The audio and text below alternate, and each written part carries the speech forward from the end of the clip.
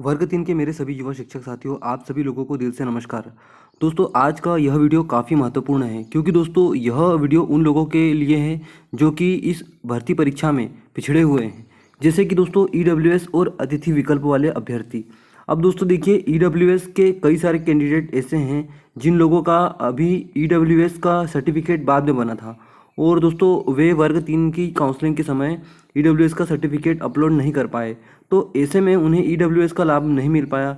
साथ ही में कई सारे कैंडिडेट या तो अतिथि विकल्प को चयन करना भूल गए हैं या तो कई सारे अभ्यर्थियों को 2023-24 के अनुसार उन लोगों का अब यहाँ पर अतिथि का 3 साल का कार्यकाल पूरा होगा। तो दोस्तों देखिए, यह जो सेकेंड काउंसलिंग है, इस सेकेंड काउंसलिंग में यहाँ पर जो भर्ती के लिए जो पद बताए गए हैं, ये पद भी 2023-24 के हैं। तो ऐसे में दोस्तों 2023-24 तक के अभ्यर्थी जो कि अतिथि शिक्षक है, उन्हें यहाँ पर अतिथि विकल्प मिलना चाहिए क्योंकि यह उनका हक है। और 2023 तक अगर वे अपना 3 वर्ष का कार्यकाल और 200 दिवस को पूरा कर रहे हैं, साथ ही में वे योग्यता रख रहे हैं, तो उन्हें इसका अधिकार बिल्कुल मिलना चाहिए।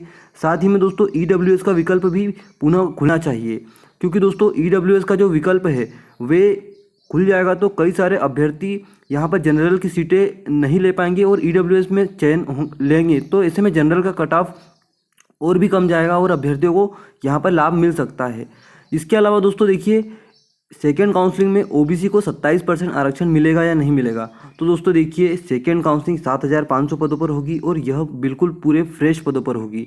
तो दोस्तों फ्रेश पदों पर ओबीसी को 27% आरक्षण मिलना यहाँ पर कन्फर्म है, लेकिन दोस्तों 27% पर नियुक्ति मिलेगी यह कन्फर्म नहीं है। नियुक्ति कितने पदों पर मिलेगी, वह तो 13 या 14% पदों पर आप लोगों को नियुक्ति मिलेगी, लेकिन आप लोगों के कुछ पदों को होल्ड किया जा सकता है। इसके लिए दोस्तों सुप्रीम कोर्ट हाई कोर्ट में जो केस चल रहा है, अगर वह सॉल्व हो जाता है तो आप लोगों को 27% पर नियुक्ति मिल सकती है। दोस्तों देखिए, सबसे महत्वपूर्ण और तीसरा लास्ट बिंदु है, एससी वर्ग के बैकलॉग पद अभी भी शेष है और क्या इन बैकलॉग पदों को सेकंड काउंसलिंग में भरने के संबंध में सरकार यहाँ पर कोई संज्ञान लेगी या नहीं लेगी। क्योंकि दोस्तों वर्ग 1 और वर्ग 2 में यहाँ पर सेकंड काउंसलिंग में एससी को कुछ बैकलॉग पद मिले थे जिसकी अपडेट आप लोगों ने देखी थी। तो दोस्तों वर्ग 3 में भी एससी के बैकलॉग पद अभी भी बाकी है और अभी दोस्तों वर्ग 3 की यहाँ पर जो पहली काउंसलिंग हुई थी उसमें कुछ पदों को फेरबदल किया गया था और उसमें सिंगरौली जिले के जो पद थे वे एससी वर्ग को दे दिए थे। तो सरकार ने यहाँ पर डीपीआई के द्वारा यह उन पदों को वापस से टंकन त्रुटि के कारण फिर से फेरबदल कर दिए। दोस्तों वर्ग को यहाँ पर थोड़ा बहुत लाभ मिल रहा था और इसका कोई विरोध नहीं हो रहा था, तो यह फेरबदल अभ्यर्थियों के लिए वांछित था। अवांछित अगर होता तो सरकार इसको बदल सकती थी, लेकिन सरकार ने यहाँ पर अभ्यर्थियों के बारे में बिल्कुल भी कुछ नहीं सोचा। यहाँ पर एससी वर्ग को के जो पद थे उन्हें वापसी एसटी वर्ग में डाल दिए जो कि पूरी तरह से खाली जाएंगे। अगर किसी अभ्यर्थी को यहाँ पर नियुक्ति मिल जाती तो यह बहुत ही अच्छी बात होती।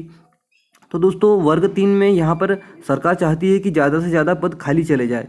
देखिए दोस्तों 2018 की जो काउंसलिंग हुई थी उसमें वर्ग 1 और वर्ग 2 की काउंसलिंग थी, उसमें ईडब्ल्यूएस के कैंडिडेट के 1039 पद जो कि यहाँ पर अभी उन पर काउंसलिंग हो ही नहीं पाई और उसके लिए अभ्यर्थी लगातार आज भी आवाज़ उठा रहे हैं और सीएम ने भी उसके लिए आश्वासन दे दिया कि हाँ इनके लिए कुछ कदम उठाए जाएंगे, लेकिन फिर भी डीपीआई और कई सारे आला अधिकारी इन पर विचार करने के लिए यहाँ पर सोच भी नहीं रहे हैं। तो दोस्तों आप लोगों को ही यहाँ पर मिलजुल कर यहाँ पर सामने आना पड़ेगा और बार बार सरकार को यह बताना पड़ेगा कि हम लोगों के साथ हो रहे अत्याचारों का हम लोग बिल्कुल सहन नहीं करेंगे। तो दोस्तों आप लोग मिल जाइए और बिल्कुल यहाँ पर डीपीआई के लिए डीपीआई में एक आवेदन बनाइए और इस आवेदन में यहाँ पर बताइए कि अतिथि शिक्षक और ईडब्ल्यूएस का विकल्प सेकेंड काउंसलिंग में बिल्कुल खुलना चाहिए, क्योंकि यह सेकेंड काउंसलिंग के जो पद है ये 2023-24 के पद है, यह पुरानी भर्ती के पद नहीं है। तो नए पद है तो नए अभ्यर्थियों को भी मौका मिलना चाहिए, क्योंकि दोस्तों इसमें योग्यता भी 2023 के अनुसार रखी जा रही है। तो यहाँ पर अतिथियों को भी 2023 के अनुसार यहाँ पर उन्हें फिर से मौका मिलना चाहिए, ईडब्ल्यूएस के अभ्यर्थियों को भी फिर से मौका मिलना चाहिए और ओबीसी को बिल्कुल 27% पर यहाँ पर नियुक्ति देना चाहिए, क्योंकि बार बार अभ्यर्थियों को अटकाना बिल्कुल भी सही नहीं है।